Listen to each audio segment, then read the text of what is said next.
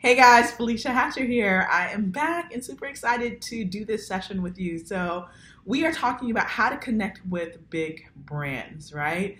Because big brands oftentimes mean big checks. Sometimes it doesn't, but the majority of times it definitely does. And not just the checks, but being able to align who you are, what you're building, what brand you're building with these big brands gives a lot of credibility to who you are and what your product is and what you're putting out into the world.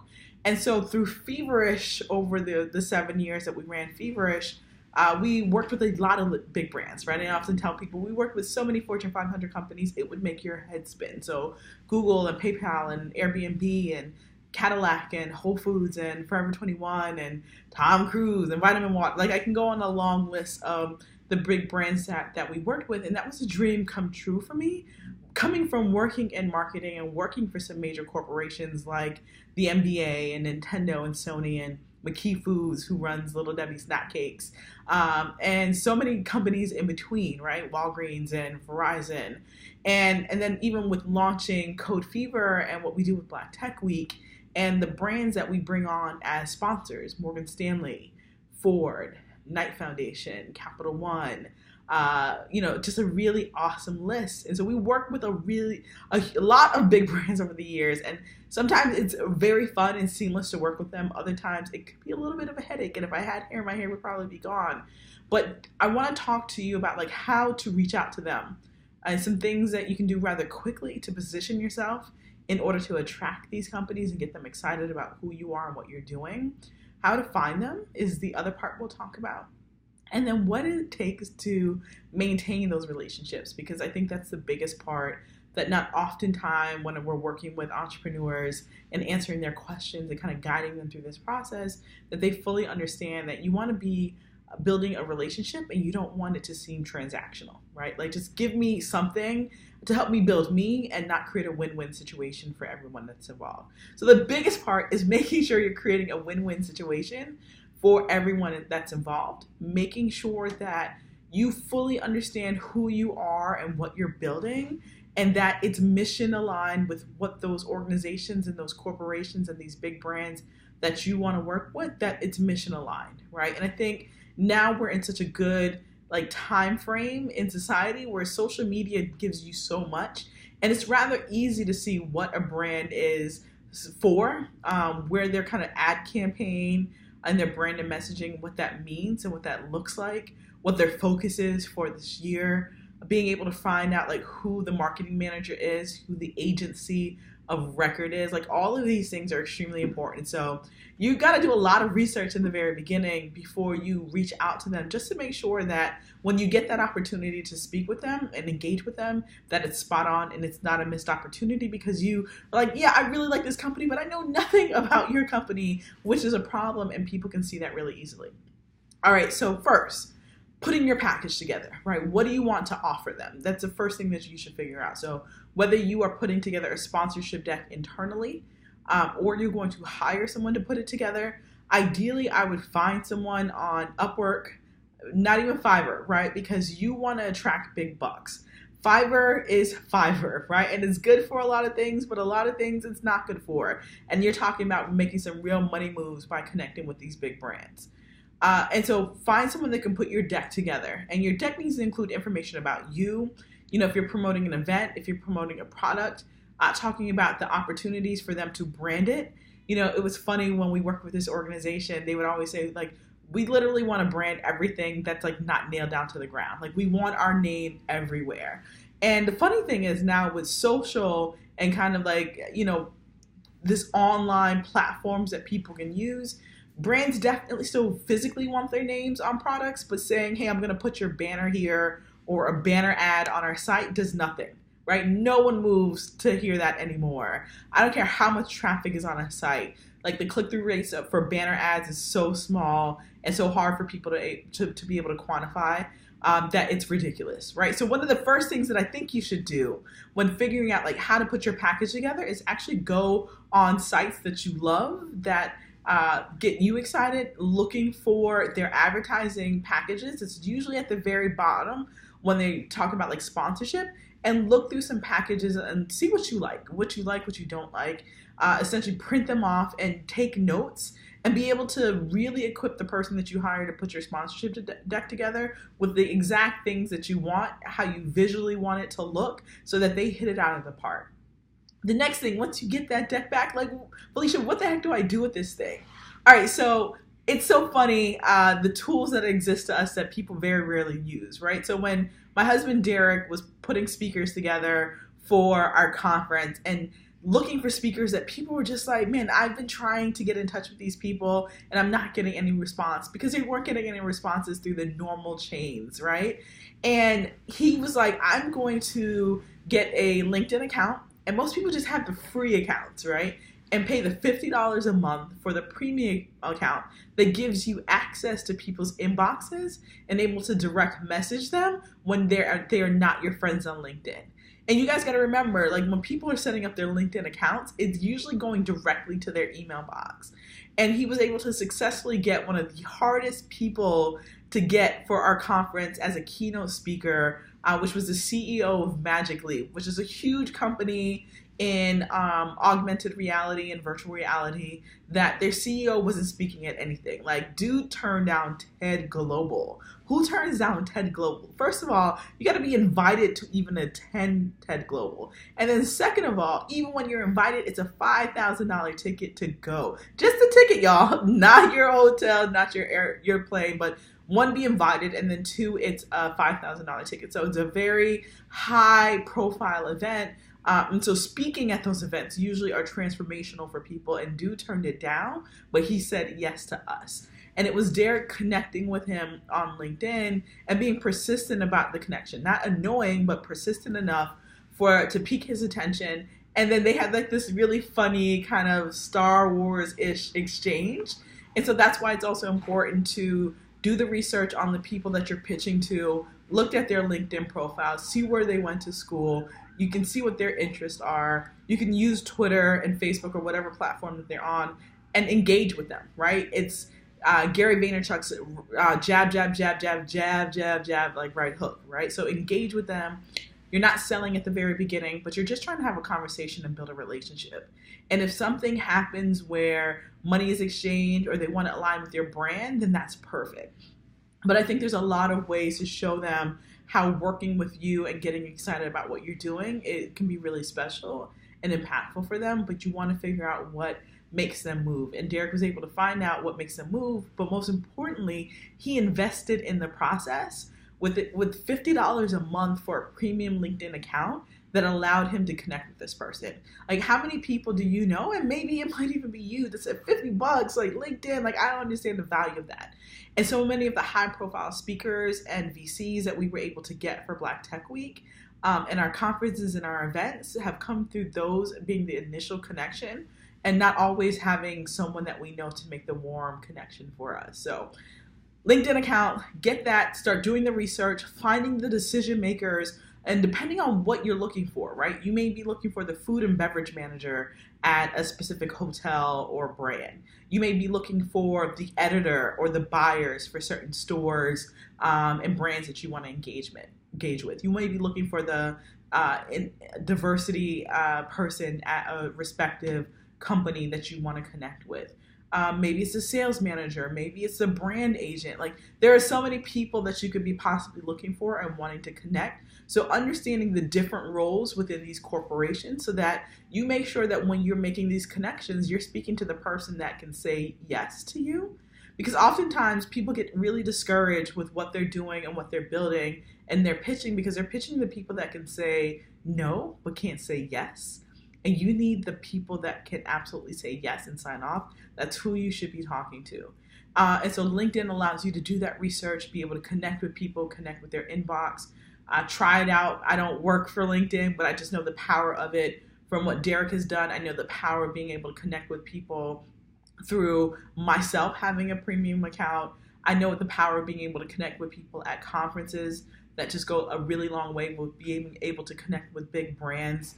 I attend a lot of conferences throughout the year. And for me, I'm always looking like, all right, these are all the people that are speaking. I have not been able to, like, this person's not answering my phone call. This person didn't answer my inbox from LinkedIn. They are going to be in New York at this conference. It's also a conference that I want to attend, but I know the likelihood of me being able to run into this person and get some FaceTime with them, because like once they meet me, like we're good, right?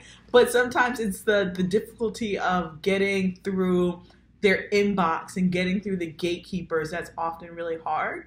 And I find people to be extremely accessible at conferences that they're speaking at, right? That's a big part of like why they're there. And so that's been a great way to connect with the decision makers that I need to connect with, and then be able to send them my sponsorship deck or send them what we're talking about, or a link to a video that fully explains who we are and what we're doing and why their sponsorship would be mission aligned with what we're doing and how to grow. The other part that I want to talk to you about big brands is understanding the value that you have, especially as a small business or a solo entrepreneur or a content creator.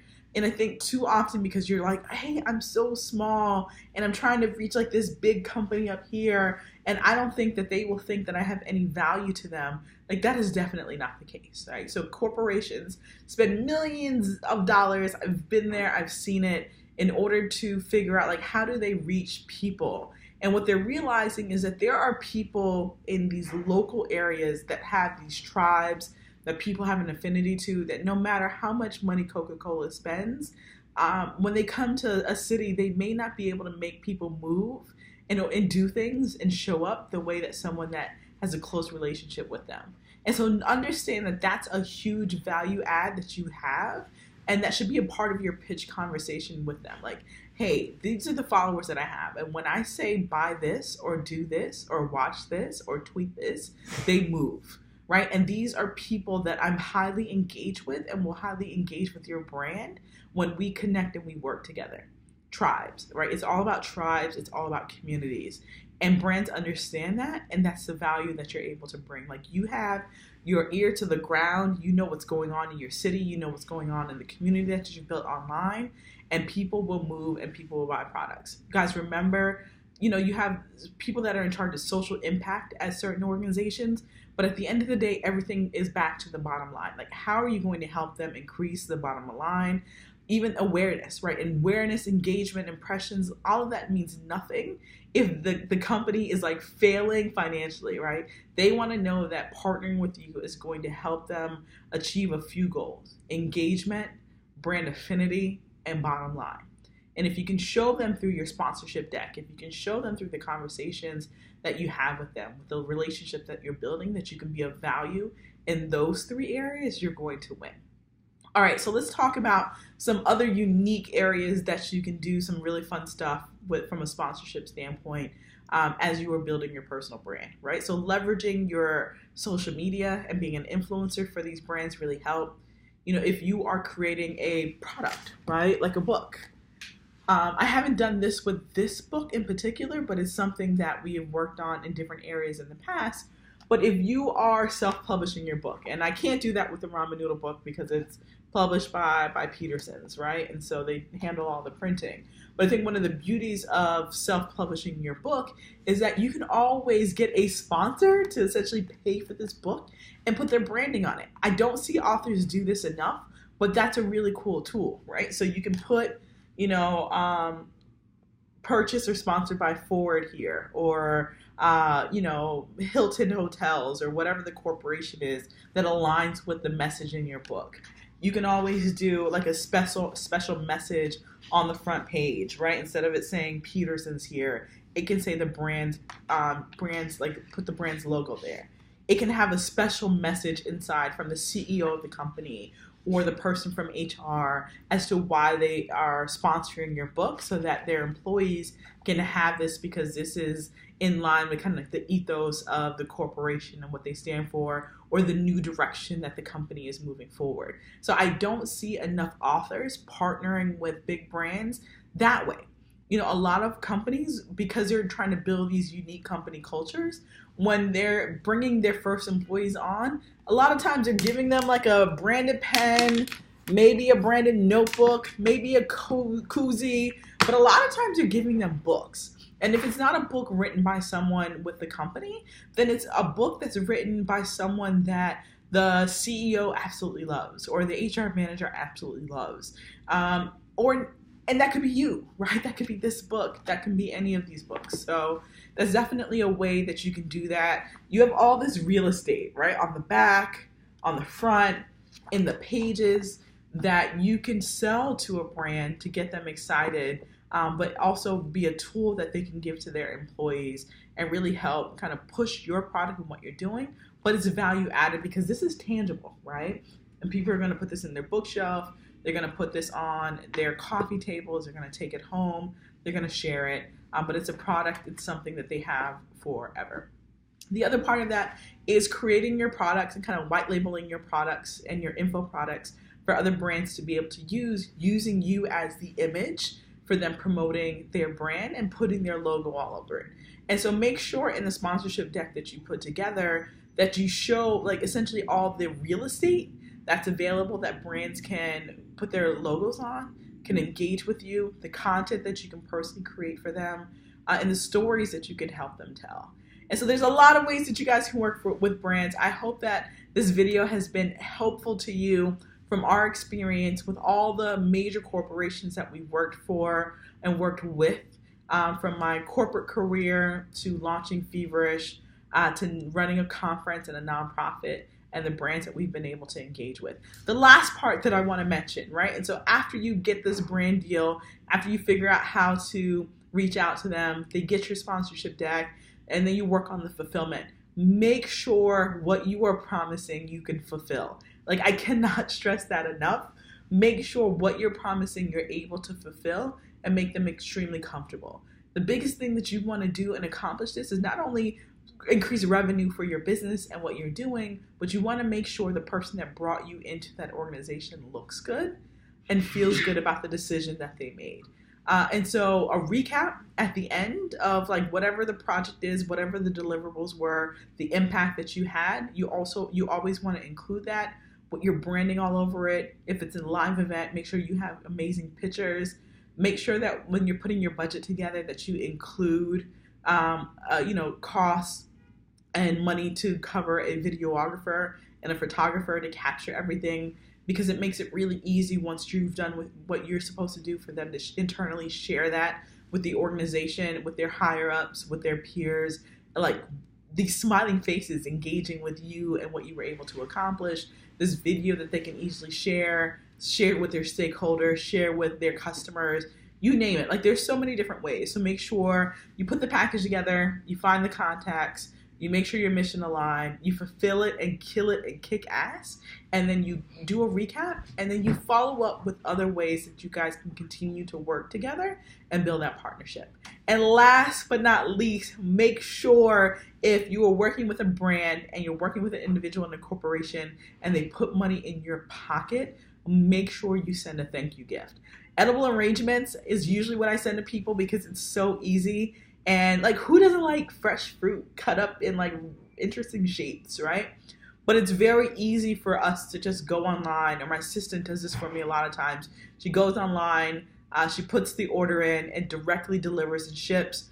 I don't have to worry about going to a random store and finding a gift and shipping it. And that gets like too crazy, and a lot of times it doesn't end up getting done. And so make sure you show gratitude for the opportunity. You talk about next steps, but do not talk about next steps before you send a gift and a thank you note, thanking them for giving you the opportunity and talking about how to explore next possibilities. All right, guys, I hope this video was helpful. It was fun for me to create, be able to share with you our experience of how we work with big brands, how we continue to build on those relationships, and how we show our gratitude for the opportunity to continue to align what we're doing with big brands. Bye.